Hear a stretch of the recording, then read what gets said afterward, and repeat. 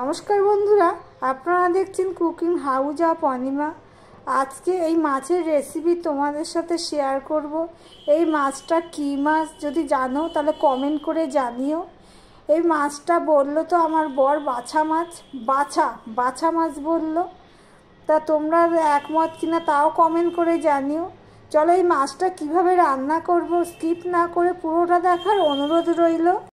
এবার মাছগুলো ভেজে দেবো, তার জন্য এই গরম তেলে একটু নুন দিয়ে দিলাম আর একটু হলুদ দিয়ে দিলাম।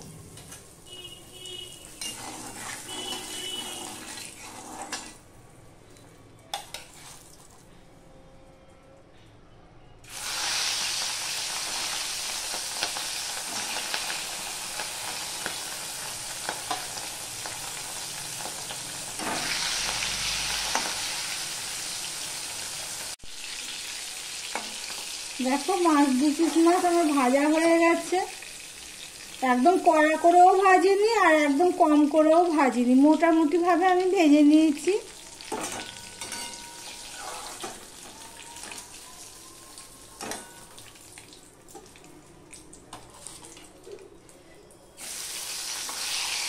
আবার 2 পিস দিয়ে দিলাম।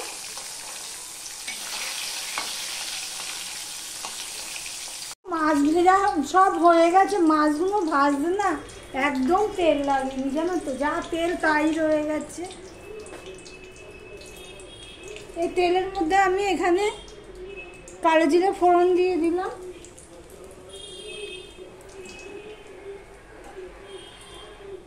একটু তেল লাগেনি।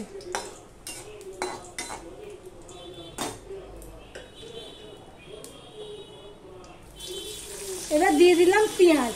এখানে আমি একটা পেঁয়াজ কেটে রেখেছিলাম, সেই পেঁয়াজটা আমি দিয়ে দিলাম।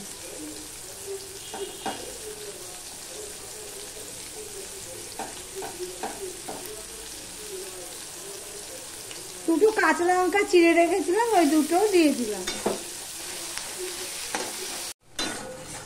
দেখো পেঁয়াজটা কিছুটা কালার চেঞ্জ হয়ে এসছে।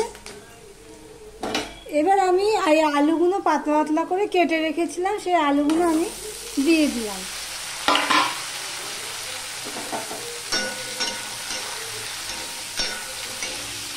একটু নুন দিয়ে দেবো, অল্প একটু নুন দিয়ে দিলাম।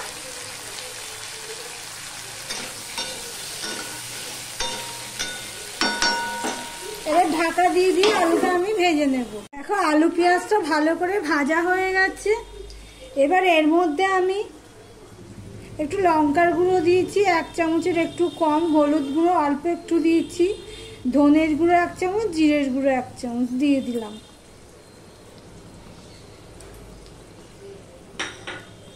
হলুদটা কম দিয়েছি, আসলে মাছ মাখিয়ে রেখেছিলাম, সেখানে দেখো হলুদ রয়েছে, সেইটা ধুয়ে দিয়ে দিলাম, তাই জন্যই হলুদটা কম দিয়েছি। পরে মনে হলে আর একটু হলুদ দিয়ে দেবো।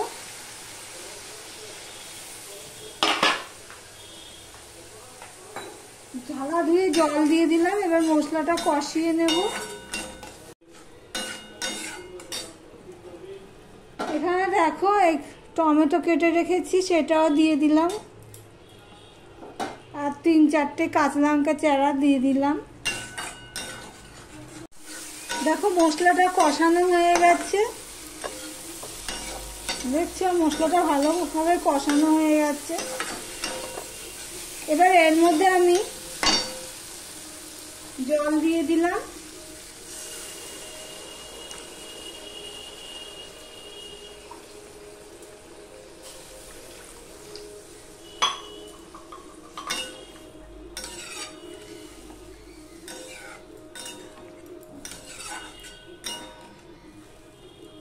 এবার ঝোলটা উঠলে মাছগুলো আমি দিয়ে দেবো, ভাজা মাছগুলো।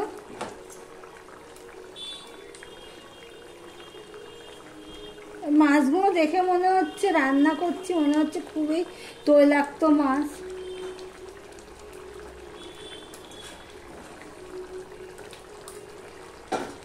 মাছগুলো আমি দিয়ে দিলাম।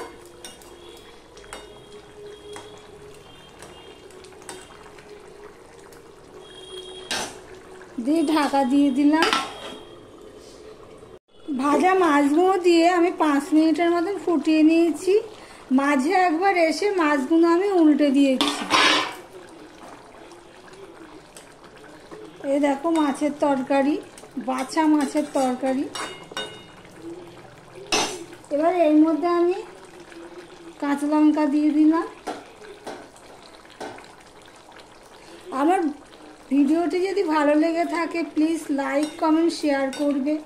আর যারা আমার ভিডিওটি দেখছো সাবস্ক্রাইব করোনি তাদেরকে অনুরোধ করব ভিডিওটি সাবস্ক্রাইব করে পাশে থাকার জন্য।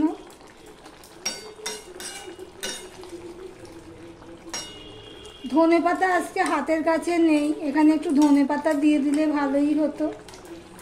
তোমাদের হাতের কাছে যদি ধনেপাতা থাকে তাহলে ধনেপাতা দিয়ে দিও। ভিডিওটি আজকের মতন এখানেই শেষ করলাম। আবার অন্য কোনো রেসিপি নিয়ে চলে আসবো প্রত্যেক দিনের মতন। টাটা।